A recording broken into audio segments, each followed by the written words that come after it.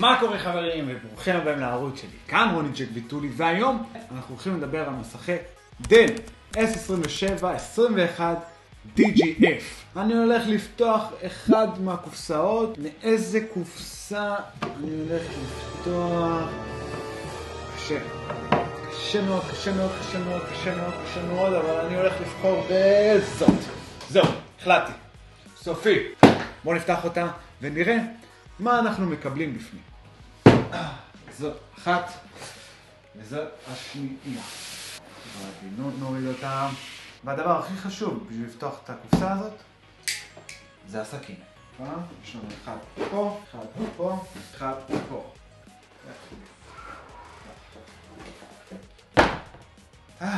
אוקיי, אז אנחנו מקבלים פה דף הוראות איך לחבר את זה למסך, איך לחבר את כל מה שיש לנו בקופסה, כל החלקים, ככה זה נראה. יש לנו פה חוברת של דל, שזה לא כזה רלוונטי.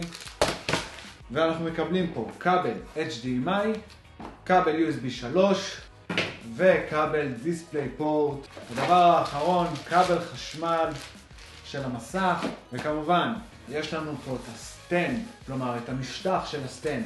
עוד רגע נפתח את כל הניילונים. עכשיו נוציא את הקרטון בעדינות. יש לנו פה את העמוד של הסטנד, שעוד תכף ניגע בו ונפתח אותו. והנה, הדבר המרכזי בקופסה, המסך בגודל 27 אינץ'. ברשותכם, אני אעמוד, נוציא את המסך בעדינות ונזיז את הקופסה מכאן. נוריד את הקופסה, ניקח את הסטנד, משטח של הסטנד שלנו, יש לו משקל, הוא כבד, עשוי מפלסטיק, וככה הוא נראה. ואז יש לנו את העמוד של הסטנד, נזיז את הניילונים פה בצידה. גם, כמו שאתם שומעים, עשוי מפלסטיק, אז אנחנו פשוט נחבר את זה למשטח. יש לנו פה בורג, אנחנו פשוט נצטרך לסובב את זה. כמו שאתם שמים לב, יש לנו פה שפיצים, אנחנו פשוט רק צריכים לחבר את זה ולשמוע קליק. תשמעו את זה. ועכשיו אתם פשוט יכולים להעמיד את המסך בצורה הזאת ולהוציא את הניילון לאט לאט ובכיף. טוב, אז עכשיו אנחנו באמת נתחיל לדבר על הנתונים שיש לו. זה הולך לחבר את שני המסכים ונראה איך הוא נותן לנו תצוגה. נדבר על כל החיבורים, איזה חיבורים יש לנו פה מאחורי המסך, איזה חיבורים יש לנו בצד. אז בואו נעבור.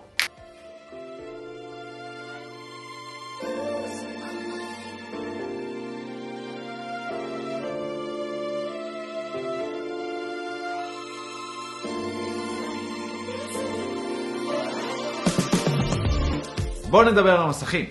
המסכים שיש לי, כמו שציינתי בהתחלה, מסכי דל מסדרה S27-21, מסכי גיימינג. אז כמו שרשום בסדרה, הגודל של המסכים הם בגודל 27 אינץ'. אז לפני שאנחנו נדבר על הנתונים, אני רוצה דווקא לדבר על העיצוב של המסך. אם אנחנו נסתכל על הפרונט של המסך הזה מאוד מזכיר את שאר המסכי דל שיש להם, והוא לא כזה התחדש בעיצוב של המסך עצמו. בסך הכל המסך נראה סטנדרטי. אבל אם נסתכל על העיצוב של הסטנד שלו, הוא מגיע בצורה יותר חדשנית מאשר הצורות שיש היום שהן מורבעות ומשעממות. הגודל של הסטנד הוא מגיע ב-28 סנטימטר לרוחב ו-20 סנטימטר לעומק. בגב המסך יש לו עיצוב חדשני יותר משאר מסכי דל מסדרת S.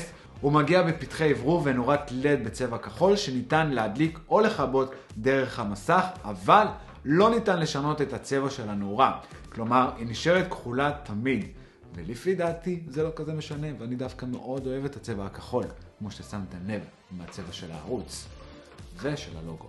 הציר של המעמד הוא מאוד מאוד נוח, במיוחד שהמסך שוקל כמעט 5 קילו. ניתן להזיז את המסך 45 מעלות לכל כיוון, ובנוסף ניתן להזיז אותו לצורה אנכית, שזה מדהים מבחינתי, כי אני מאוד מאוד נעזר בתכונה הזאת שמסך בצורה אנכית, כי מתי שאני מתכנת, ואני מתכנת הרבה, אז יותר כיף לתכנת לפעמים בצורה אנכית, שאתה רוצה לראות את פשוט כל הקוד ולא לכל הרוחב, כי יש לך קודים קצרים קצת, אז אתה רוצה לראות את אתם יודעים. אז כמו שרוב המסכים של דל, המסך הזה בנוי בצורה מאוד מאוד גבוהה, למרות שכל הרכיבים שלו מפלסטיק, הוא עדיין מרגיש איכותי ולא מסך זול. המסך תומך בטכנולוגיית FreeSync של חברת AMD, והוא גם עובד עם טכנולוגיית G-Sync של חברת NVIDIA.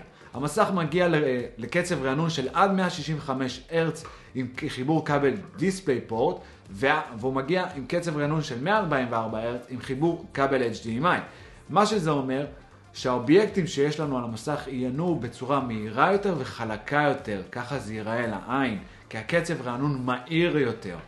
ומה שזה עוזר למשחקי גיימינג ולמי שאוהב גיימינג, הוא פשוט ייהנה מהחוויה של משחקי הגיימינג. אבל שלא תטעו, המסך הזה הוא לא מיועד רק לגיימרים, גם ניתן לעשות איתו עבודה משרדית. ולמה אני מתכוון עבודה משרדית? עבודה משרדית זה שאר הדברים שהם לא גיימינג, כלומר עיצוב, עריכה, הכל, כל מה שאתם רוצים. החיבורים שיש למסך הם נמצאים בגב המסך. יש לנו סך הכל 2 חיבורי כבל HDMI, חיבור DisplayPort 1, 4 כניסות USB 3.0 וחיבור אוזניות. בצד ימין של המסך ניתן למצוא את הלחצנים של המסך. הם יותר גדולים לעומת דורות קודמים שהלחצנים שלהם יותר קטנים. ככה שזה עוזר לנו מתי שאנחנו, אתם יודעים, מנסים לחפש את הלחצנים מאחורי המסך ואנחנו לא מוצאים, אז הם יותר גדולים עכשיו.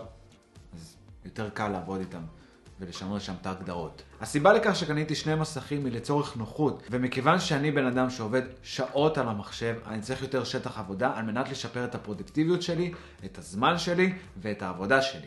אז בטח אתם שואלים, אבל למה קנית מסכי גיימינג? כי אני גם כן משחק בשעות הפנאי שלי במשחקי גיימינג, וזה פשוט משפר את חוויית המשחק ואת הנראות של המשחק. והסיבה הנוספת לכך זה כי מצאתי אותם במחיר מאוד זול לעומת המחיר שמוכרים אותו פה בארץ. אני קניתי את 2 המסכים האלה ביחד ב-2,500 שקל, לעומת שמסך אחד פה בארץ עולה כמעט על 1,950 שקל. בסך הכל, אם אתם מחפשים מסך, אני כן ממליץ על המסך ה-S27-21 DGF, במיוחד אם אתם גיימרים. אבל אם אתם לא גיימרים, אז מומלץ לקנות מסך טיפה יותר זול, כי אין לכם צורך באמת בקצב רענון גבוה יותר. אז יש מסכים יותר זולים שיענו לדרישות שלכם. אז זהו חברים, הגענו לסוף הסרטון. ספרו לי כאן בתגובות עם איזה מסך אתם עובדים או משחקים.